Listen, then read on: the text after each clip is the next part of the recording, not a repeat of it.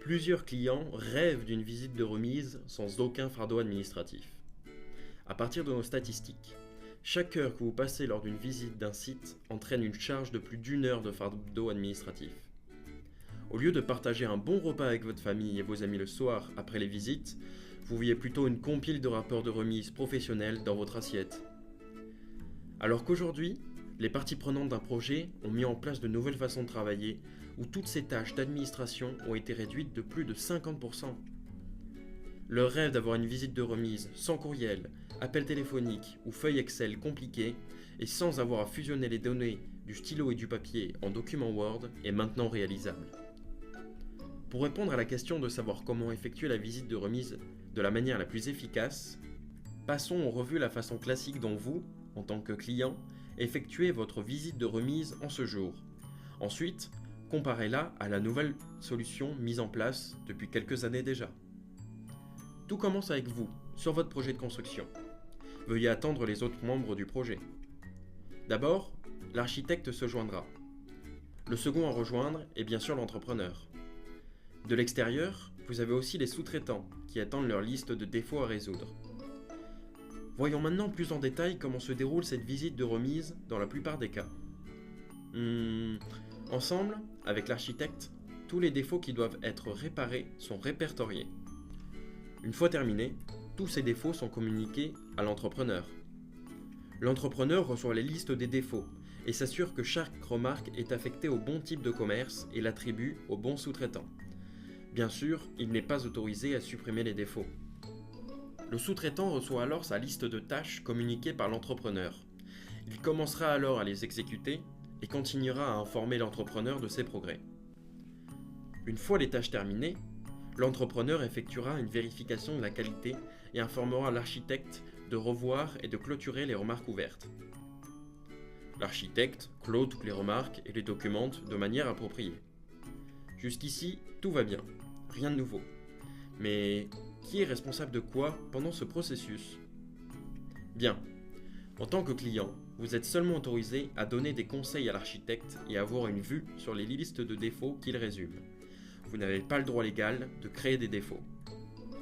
L'architecte, quant à lui, représente légalement les intérêts du client. Il est autorisé à lister les défauts et à les communiquer à tous.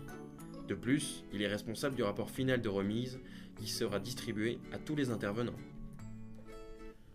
L'entrepreneur contrôle et réattribue les défauts sous la forme de tâches aux sous-traitants appropriés.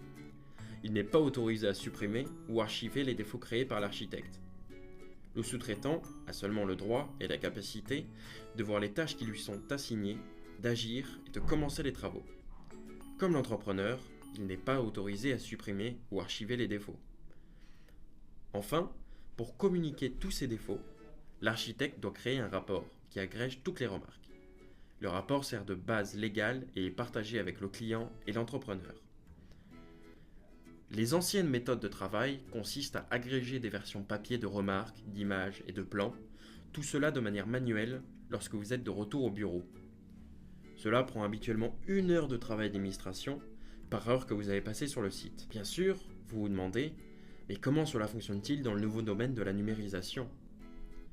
Eh bien, avec la nouvelle solution, il permet de créer un rapport automatisé en seulement 5 clics contenant des informations obligatoires et de manière structurée. Une fois généré, le rapport est automatiquement distribué à toutes les parties prenantes impliquées. En conséquence, un architecte économise plus de 50% de son temps. Parfait, ce rêve est devenu une réalité. Mais jetons un coup d'œil sur comment cela fonctionne. Comme d'habitude, vous listez avec l'architecte tous les défauts qui doivent être réparés. L'architecte crée alors un point dans l'application pour chaque défaut qu'il a repéré. Le statut à ce stade de travail est habituellement « Observé ». C'est le statut de départ de chaque remarque ou d'annotation.